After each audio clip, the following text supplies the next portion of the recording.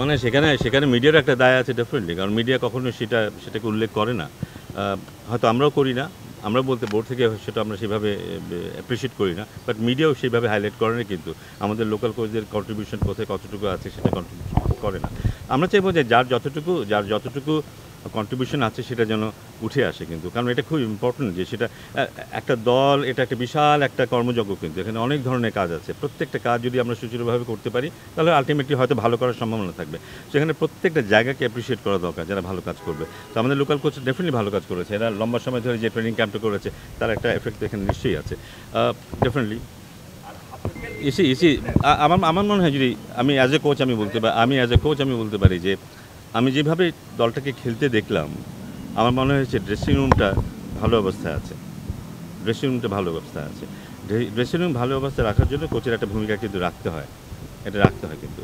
So এই কৃতিত্বটা হয়তো ওকে দিতে হবে ডেফিনেটলি, বাট একটা কোচকে মূল্যায়ন করতে হবে তার লম্বা সময়ের যে কাজ, সেই কাজের উপর ভিত্তি করে মূল্যায়ন করতে হবে। বাট এই টেস্ট ম্যাচে যখন দলটা জিতেছে এবং জেতার মধ্যে যেই ডমিনেশনটা আমরা দেখেছি, জেতার মধ্যে যে ডিকটেট করার স্ট্রেংথ আমরা দেখেছি, সেখানে সবারই ভূমিকা আছে কিন্তু। এখানে সিলেকশন কমিটির চেয়ারম্যান ওখানে ছিলেন, ক্যাপ্টেন বলি বা কোচ বলি, সিনিয়র প্লেয়ার্স বা অল প্লেয়ার্স, সবারই ভূমিকা আছে কিন্তু। সো একটা ভালো win, credit goes to everybody. আমি জানি না আগে কী হতো সেটা তো আমি সামনাসামনি দেখিনি, বাট শুনেছি অনেক কিছু, বাট সামনাসামনি আমি দেখিনি। বাট আইডিয়াল সিচুয়েশন হলো যে এরকম একটা দল যখন বাইরে খেলতে যায় তাদেরকে পুরো ফ্রিডম দেওয়া উচিত। ওখানে দলে যারা আছে সিদ্ধান্ত নেওয়ার জন্য, তাদেরকে যদি সিদ্ধান্ত নেওয়ার পুরো ফ্রিডম দেওয়া হয় তাহলে ওদেরকে পিছনে তাকাতে হয় না। যদি পিছন থেকে একটা রশি টেনে রাখা হয় তাহলে কিন্তু তারা নিজের ইচ্ছামতো সিদ্ধান্ত নিতে পারবে না। সিদ্ধান্ত যে সবসময় ঠিক হবে তা নয়, কিন্তু ফ্রিলি সিদ্ধান্ত নেওয়াটা খুব জরুরি। ক্রিকেট, যে কোনো স্পোর্টসে, ক্রিকেটে তো অবশ্যই। সো ওখানে অ্যাকচুয়ালি কোচ আছে, ওখানে ক্যাপ্টেন আছে, সিলেকশন কমিটির চেয়ারম্যান আছে। So I think they are good enough to take any decision, সেটা টিম সিলেকশন হোক বা যে কোনো ব্যাপারই হোক না কেন। যার যেখানে যে দায়িত্ব তারা সেই দায়িত্বটুকুলো পালন করবে।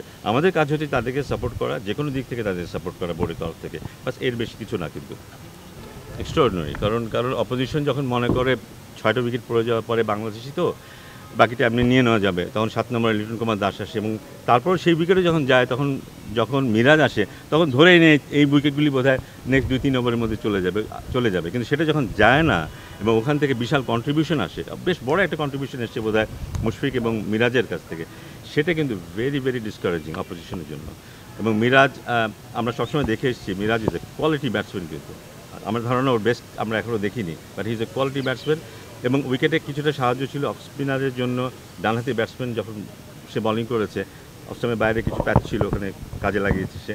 বাট ডেফিনেটলি একটা অলরাউন্ডার হিসেবে আস্তে আস্তে গড়ে উঠছে এবং সেটা আমাদের জন্য খুব প্রয়োজন হবে, অবশ্যই খুব গুরুত্বপূর্ণ খেলা আমাদের জন্য।